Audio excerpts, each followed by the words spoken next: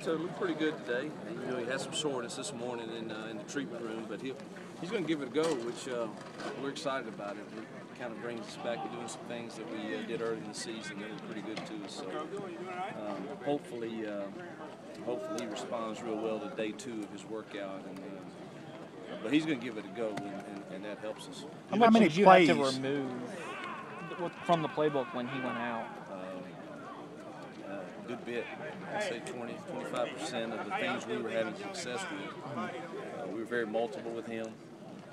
I don't know that he quite knew how to treat us totally. Then when we went to our other personnel, our other people, we weren't near as apt to flex them out and try to do different things with them. So I think it certainly changed us some. How's his retention?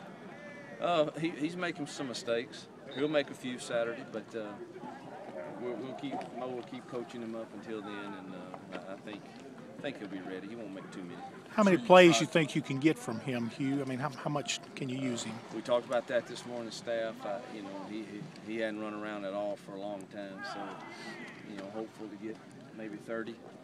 That's kind of the number we're looking at. If we can get 30 snaps out of him, we will think we've had a pretty good day with him. Did it almost force you guys to become more predictable when he was out? Well, we certainly were more predictable.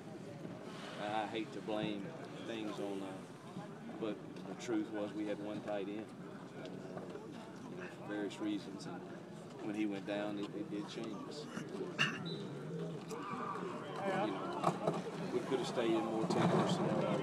It's difficult to run the ball. You have a couple of runs that you can do in that. If your other injuries are in the offensive line, that's probably not the best set to be in. So it was a difficult deal, but we're not the only ones in America that go through injuries. So I don't want to sit here and, but we're glad to have him back.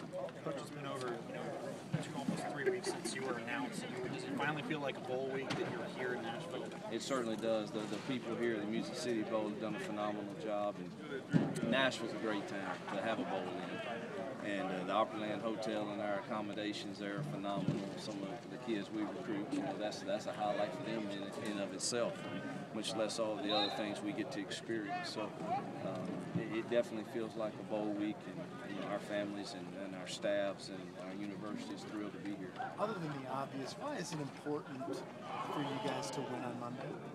Well, I think, again, the people that cover us know I don't make too much of one game at this point in our journey. I certainly think it's very advantageous for us to win to get us kick-started into that last couple of weeks of recruiting that are coming up.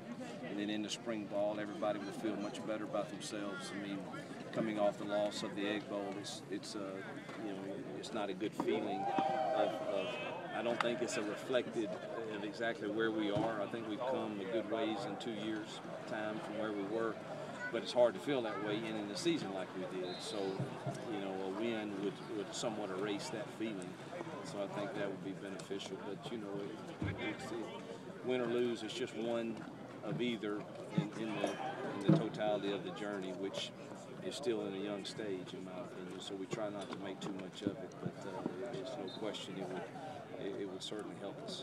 As you guys built this thing, how important was it to have a guy like Evan Swindoll just be that foundation that's in the last 2 years? When the guy started 38 games in a row and battles through pain and injuries, and it's just been a steadfast performer for us. And he's a great kid, too, a great ambassador of your program and your university.